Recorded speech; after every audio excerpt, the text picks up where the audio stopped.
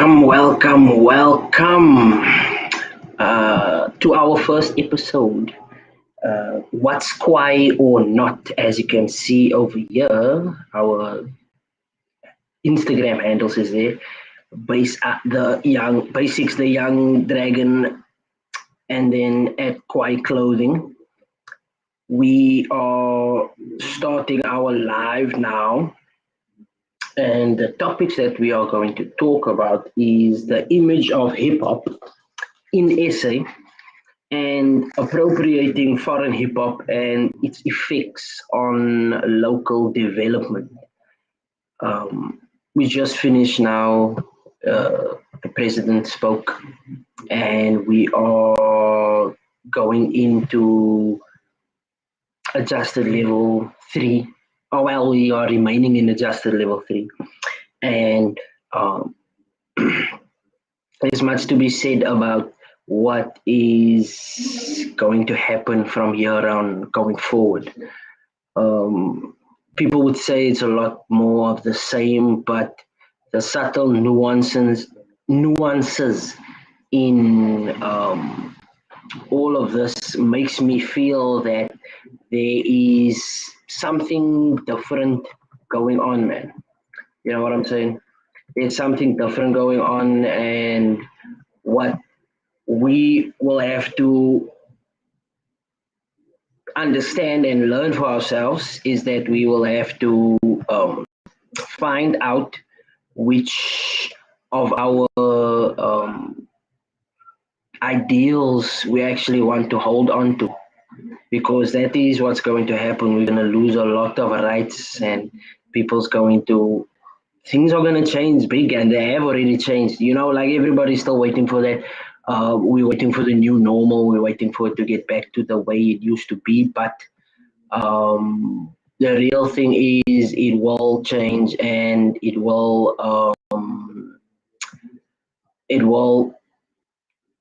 give governments the ability to basically mix and match everything together. Okay, so I think I will start. I'll just remind everyone that this is being live streamed over Facebook and onto YouTube. Now, it doesn't matter where you are watching it, you could just basically use the comments box on YouTube to actually, how can I say, to comment. And if you want to interact, I'll gladly interact, and we can actually do something constructive for tonight. So what that means is that this is a very engaging platform, and I want people's opinions about what I'm going to say. You know, I don't want to speak for yay, yay, yay. Just try something out there quickly. I don't want to come across as someone that don't want to have his opinions, you can say, matched, or have his opinions criticized. I'm all for having a discussion, so let's start. Regarding the image of hip hop in South Africa, over the last, I would say 10 years, there have been various big mega stars in South Africa, and within the hip hop community, and they have really solidified the idea that I would say historically colored people, or people from townships, you can actually make a career out of it, out of hip hop, out of one of the elements of hip hop, be it breaking, MCing, DJing, or how can I say, what's the last one? DJing. Oh my goodness, I am embarrassing myself now. Graffiti writing, sorry man. It's been a long day, but yeah, from those four elements, we have many numerous people who are making massive careers for themselves, and everybody thinks that you need to be born creative before you can actually go into hip hop, or you know, which is not the case. Hip hop was started by people who had basically nothing, and out of that nothing, they came up, or they were inspired to do and feel what was in their hearts.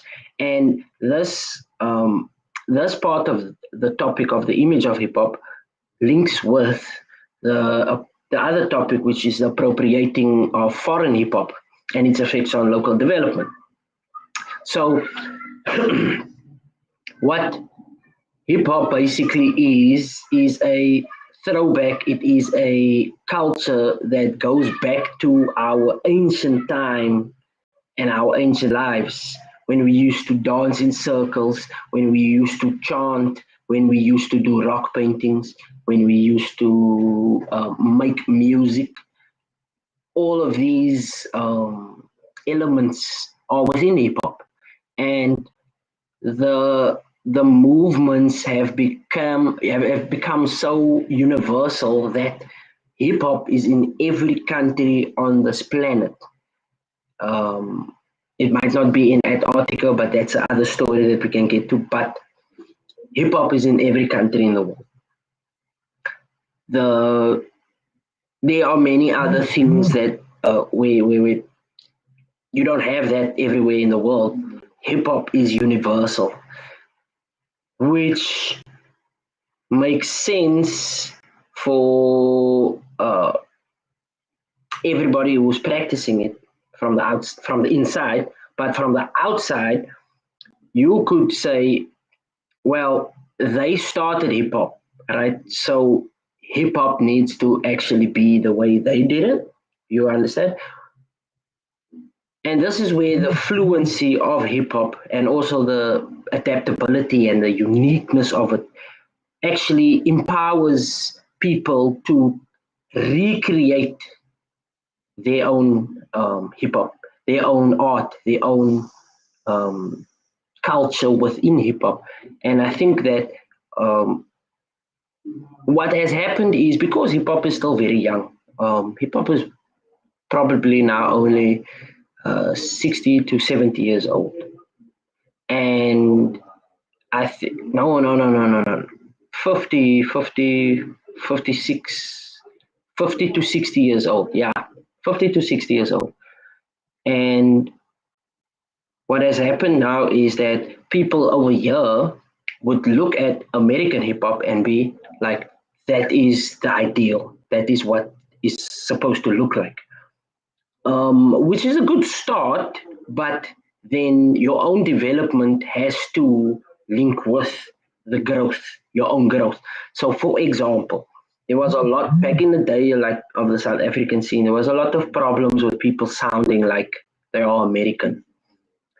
And locals would dust them for that. But then, if you listen to the music, there are points and how can I say, understanding and preferences and perspectives that you would not be able to achieve if everyone was the same, or if everyone adhered to a certain style. What makes South African hip hop so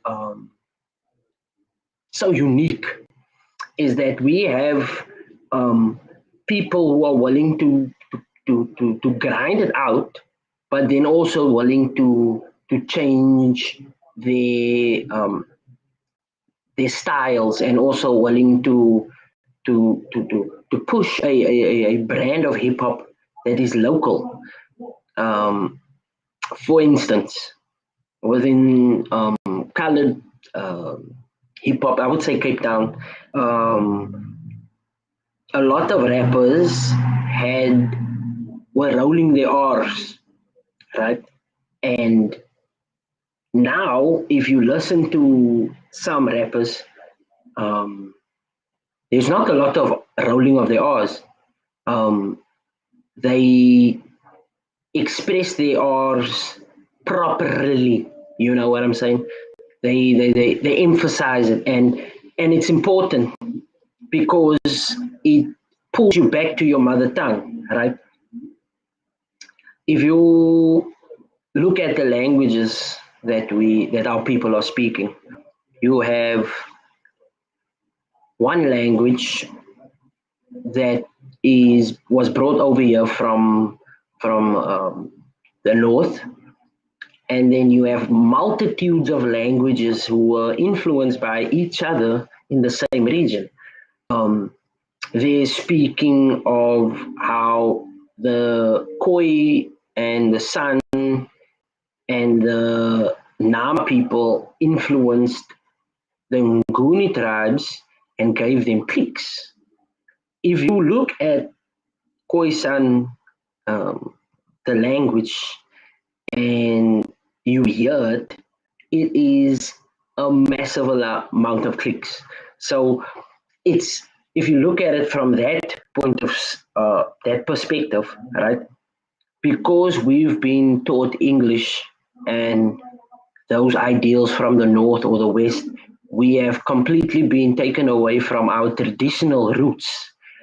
And it starts off by pushing the emphasis on your R's, or um, bringing back the,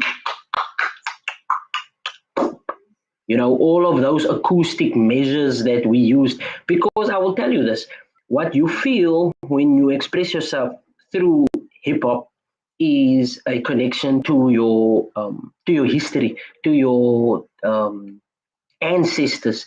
And I know it will sound far fetched, but I think that we have multitude of people who have experienced dancing in the rain, and then all of a sudden it starts raining more. I'm not saying that you are influencing the weather, but what I am saying is we don't have a full understanding of the power of the human mind, the actual human mind. There's been stories about how people use their minds to create their futures, and they see it. You have to see it before it happens. That's the thing.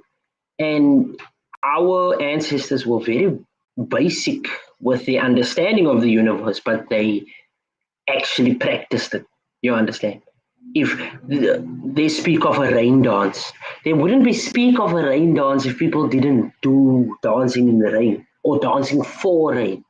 Do you understand?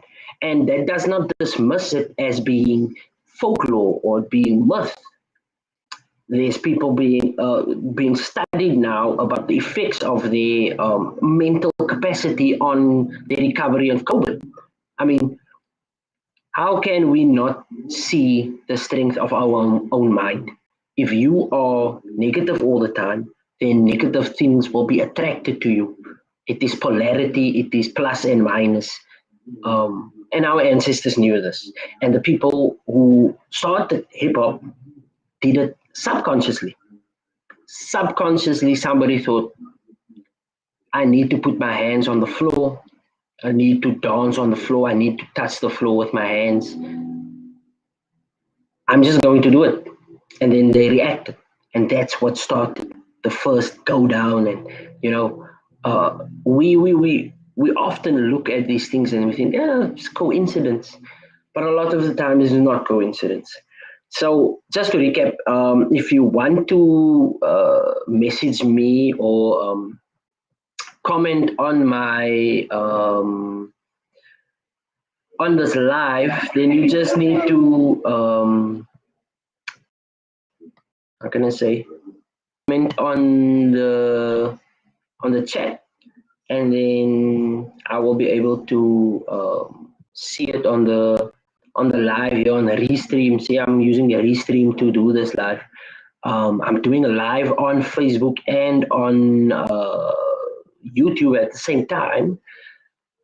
Not to brag, but I mean, it's technology. That's what's happening now. We should take everything and make it the best of what we want for the future. Because I'm not going to allow governments to build the future. I want to build my own future. Okay, so the image of hip hop and how it pertains to South Africa has been growing for the last 20 years. We've been we've seen a massive dip in the establishment of crews, of b-boying crews, and I feel that that is not to say that our previous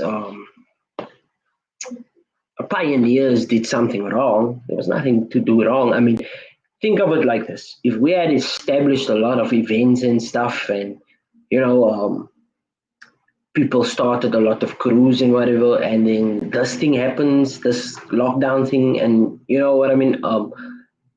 There were reasons why things didn't go the way they went, but that does not mean right now we should not make the effort to to improve, to make things better, because hip hop is has been growing into a established culture, and there's been people with degrees in hip hop. I mean, they are doctors in hip hop. You know, um, there's massive learning opportunities, but a lot of these opportunities they weren't realized because there was also the stigmatism around the image of hip hop. There was a lot of people thinking that hip hop was gangsterism, hip hop was violence, hip hop was um, competitiveness. Yes, it is, but that is what improves your art. The battle in hip hop is what improves your art. There's no reason for you to think that this is just um, people wanting to be artistic. It's people expressing themselves, and a lot of these people come from bad neighborhoods and bad situations, and this is how they express themselves. Thanks, Steve. So um, we cannot look down on this culture anymore, and I don't think people are. This is what I'm trying to say is that the image has turned to one full of opportunity. I mean, so full that I've seen hip hoppers be some of the best entrepreneurs out there.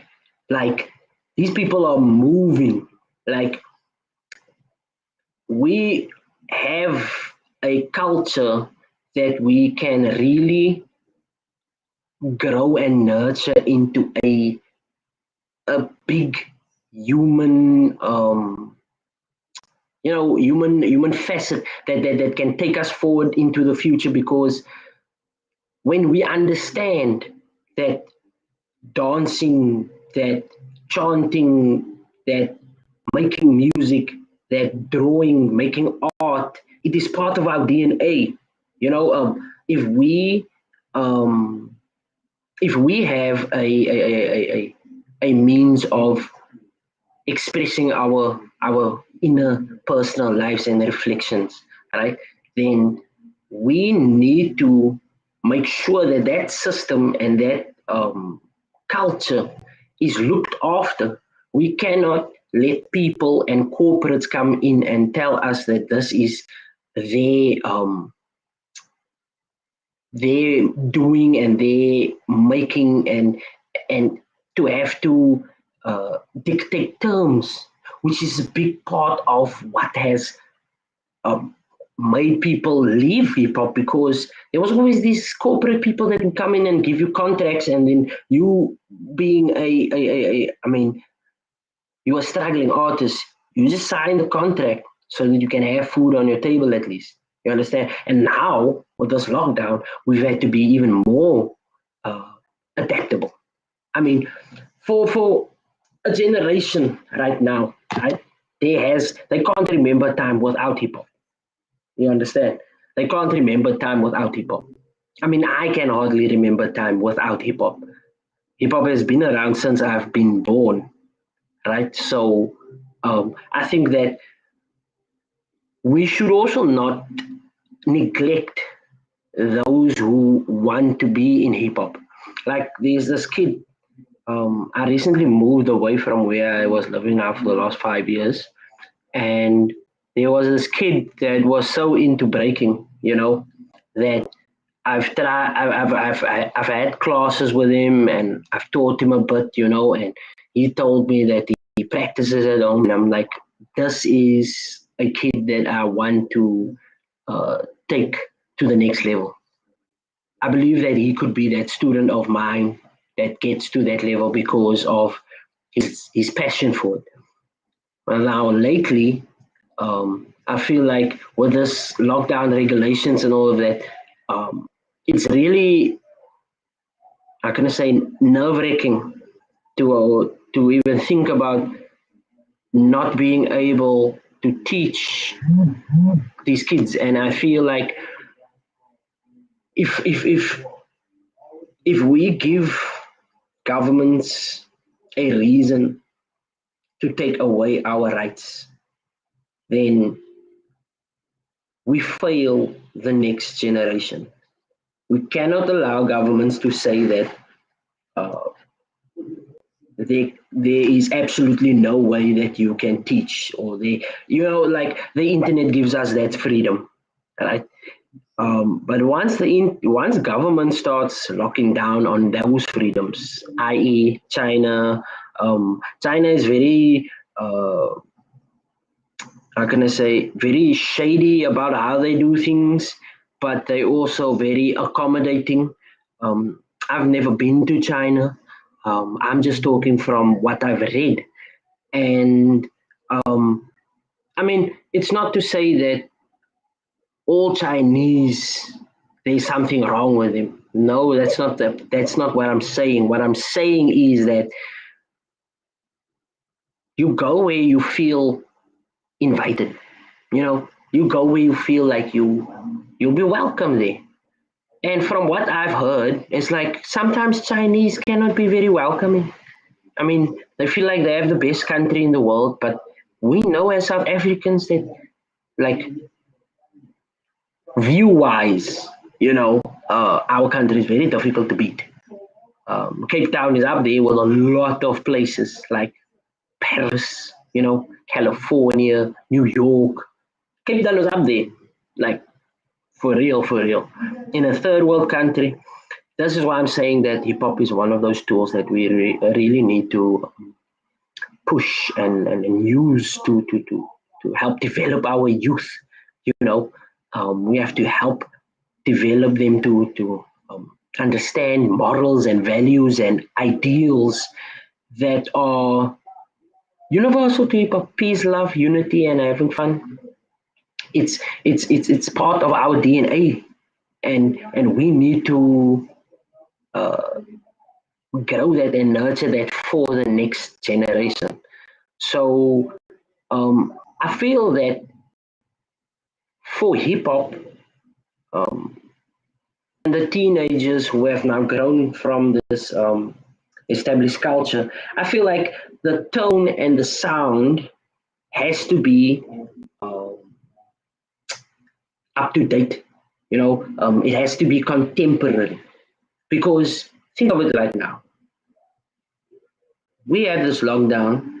We have a lot of stories going around about what vaccines are for and how they are, how we are all living in a very George Orwell type of, story. But this is the thing: we need music that's that grabs at people's core, man. That pulls people into the song and makes you feel that we cannot leave it up to the government to look after us. We cannot. We need to look after ourselves. We need to be able to be strong. We need to be able to be adaptable. We are human beings, for goddamn sake. Sorry for my language, but I think that if we do not want to participate in this world, right, then we are giving our I mean the younger generations even more reason to despise us.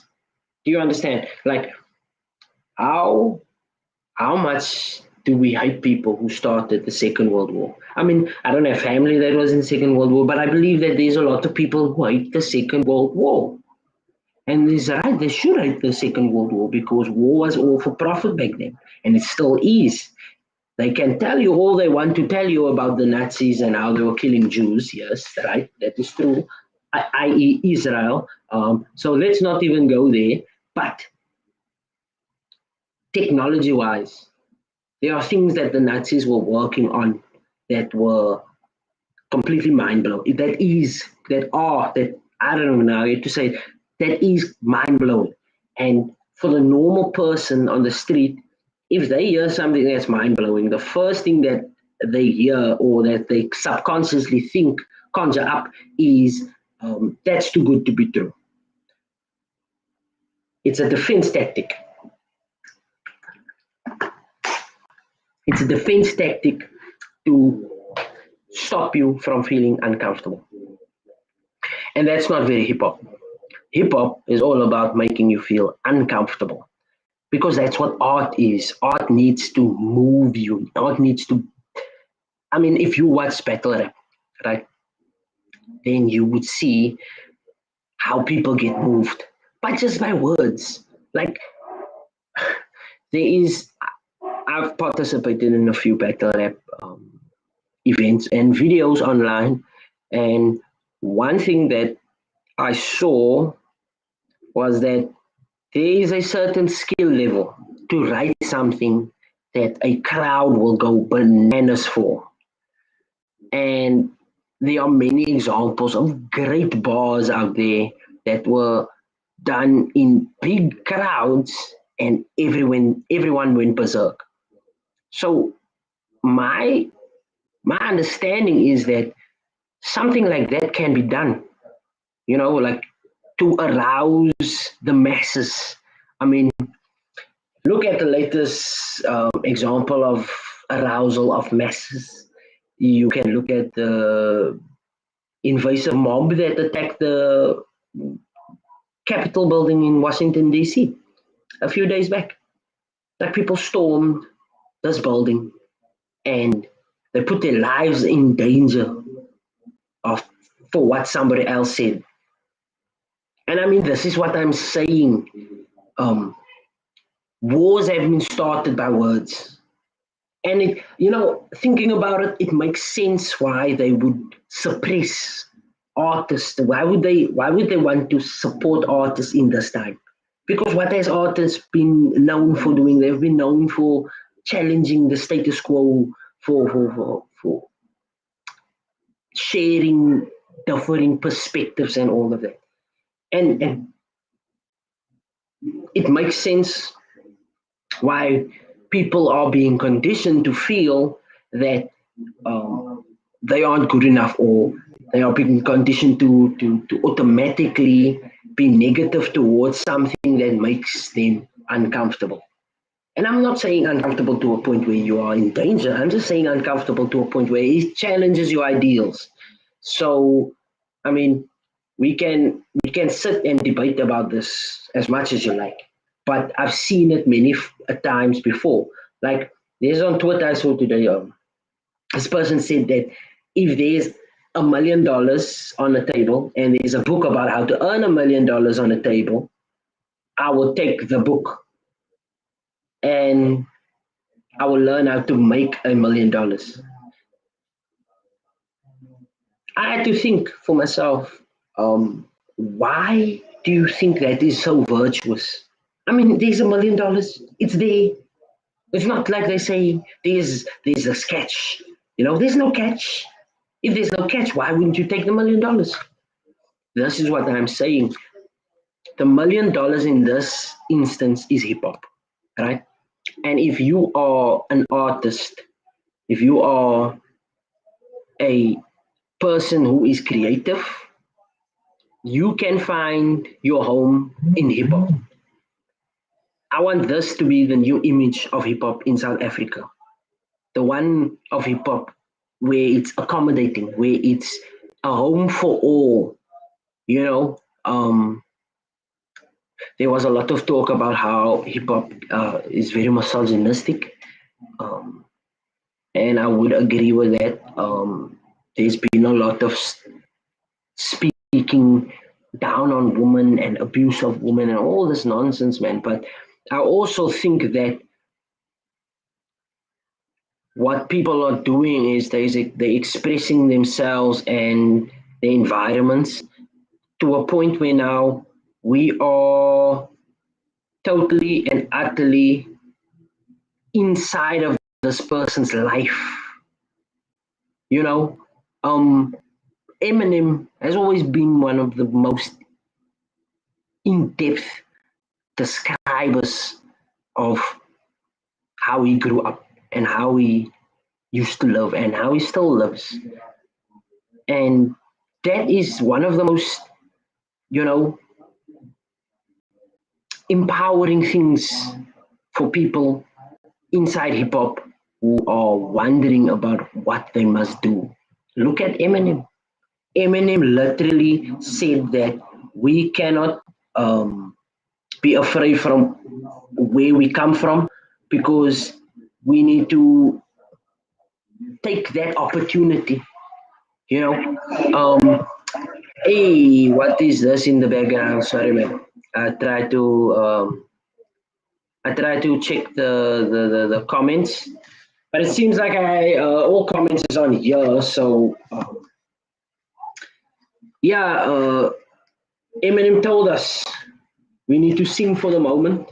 He told us we have one opportunity. You know, are you gonna take it or you gonna let it slip? My opportunity is my youth, my health, and my brain, and I should use it to the fullest extent of which I can.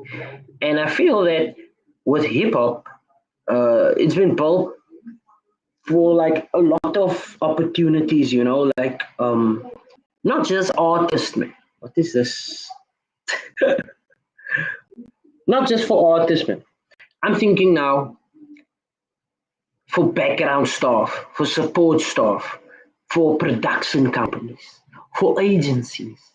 I mean, I've recently come across the book Powerhouse, the untold story of CAA, the Creative Artists Agency.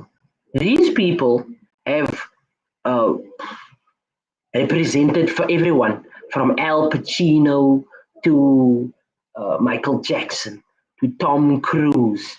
Uh, I mean, insane talent has walked through their doors. And I believe that this is part and parcel of what we can do in South Africa. We don't have companies like that. We don't have CAA over here. I mean, that is the new number plate, CAA. What used to be CA Cape Town, CA, but now it's CAA. Maybe it's a sign. But until somebody takes that opportunity to start something like that, we will never get there. And we will continue looking at hip hop as a subculture, as something that is not relevant to most human beings, which is a lie. It is totally relevant to all human beings. So Ken Robinson said that school kill creativity, and he said that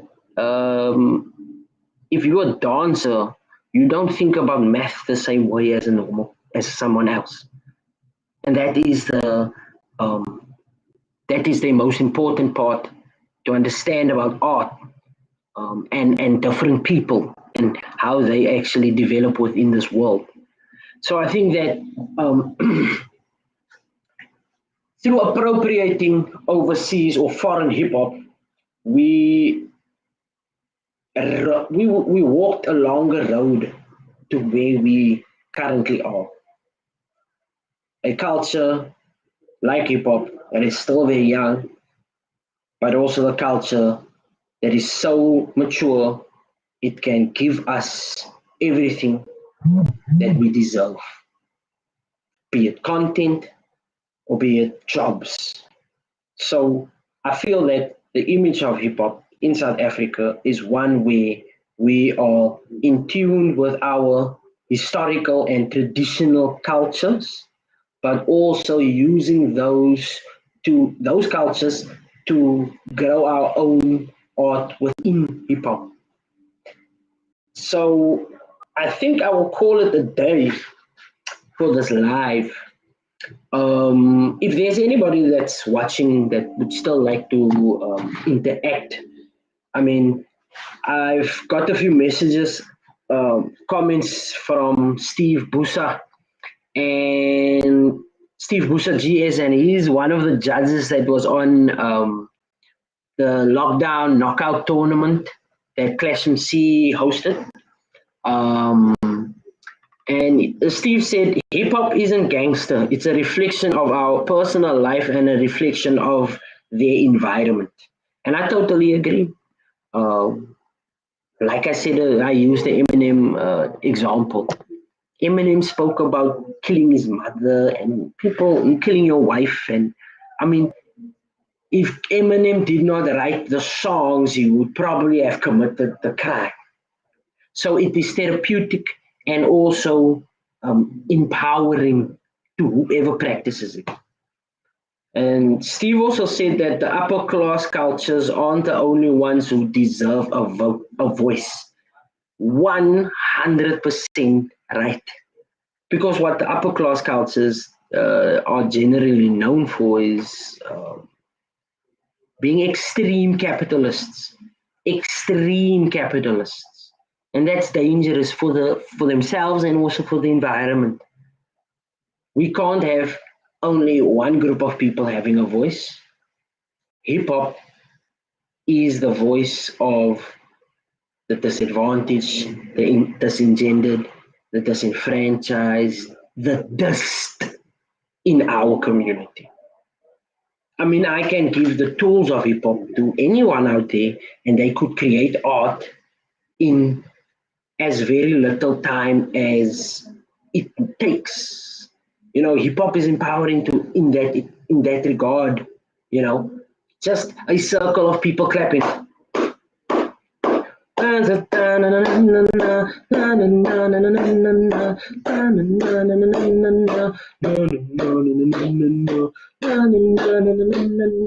You see what I'm saying?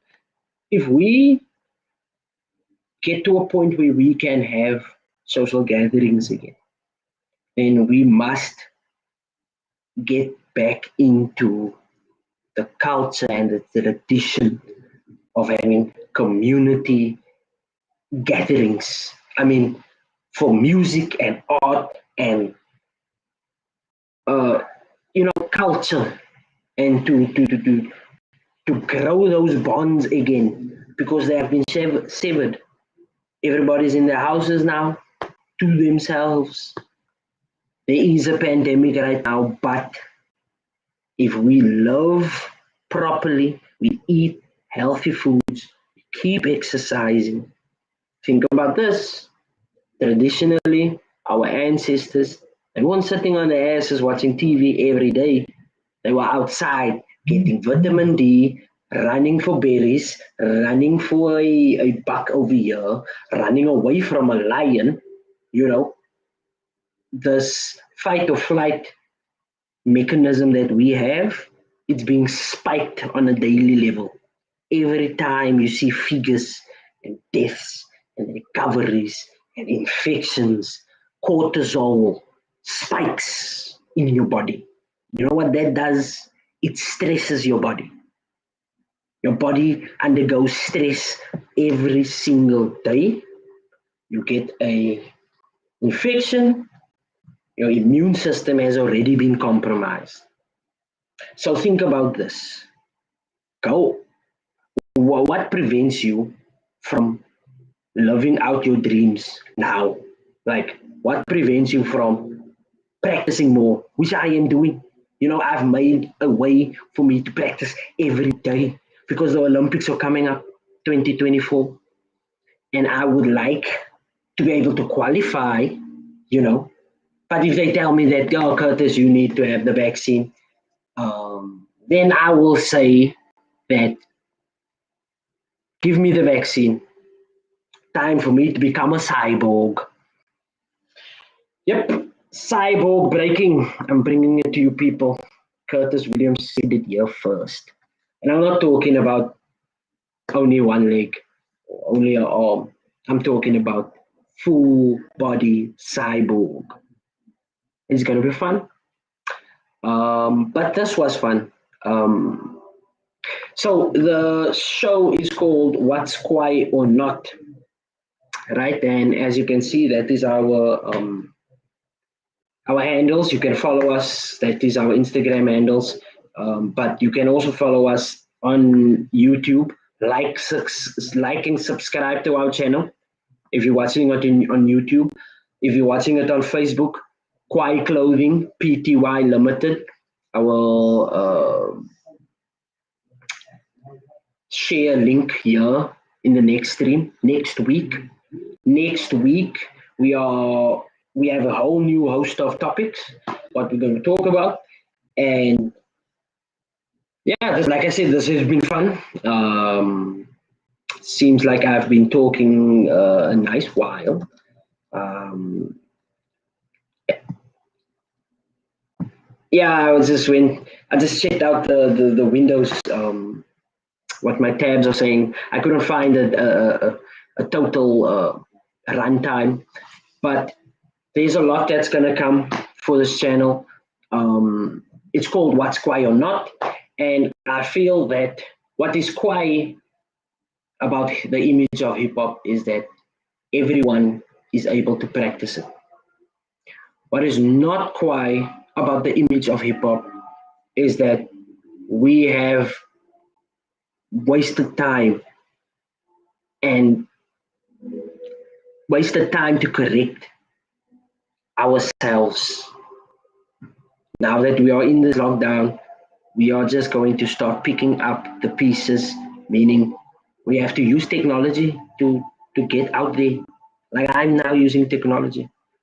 We have to get out there. We have to show people what's out there. And I want to also say that I am going to start, giving a platform for local artists, local b-boys. There's some great b-boys out there, especially in South Africa, that I want to push forward, and I want to give more of a name for rappers, MCs, battle rappers. You guys have no understanding. Well, there's a few battle rappers in SA that's busy killing it in Nigeria or on Nigerian platforms. You know, graffiti artists. Man, there are so many pieces out there that I would like to share and I would like to give my opinion on. DJs, I mean, who doesn't know Grandmaster Editing? You know, Easy, D'Angelo, beat bangers. I want to share as much as I can with everyone out there because now it's a global game. It's been a global game, but people didn't play it on a global game. So this has been Curtis Williams for What's KWAI or Not. I will see you guys next week. Not same time, 8 o'clock. Today Uncle Cyril played with me. I actually didn't talk about Cyril. I don't know if I want to. I mean, I still got a bit of time. I don't know how long I'm supposed to be doing this for, but we have been put under the same level of lockdown until the 15th of February, but our schools are going on the 20th of February. Schools have been noted for being super spreader places, but we will see. Maybe I start a online school system before 20th of February. I don't know. The possibilities are endless. Endless. So whatever the government decides, whatever Cyril decides, I'm gonna do me. I'm gonna push my my plans, and I feel like I might be hitting a wall running, but I don't know if you've watched Naruto. Like Naruto ran against the wall many times against the tree, but until he believed that he can run up the tree, that's when he actually started taking his first steps. So if I have to run against the tree just to learn how to run up the tree, so be it. So it has been me, Curtis Williams, bringing you this live for the first time. What's KWAI or Not? So let's do this again next week, 8 o'clock. Peace.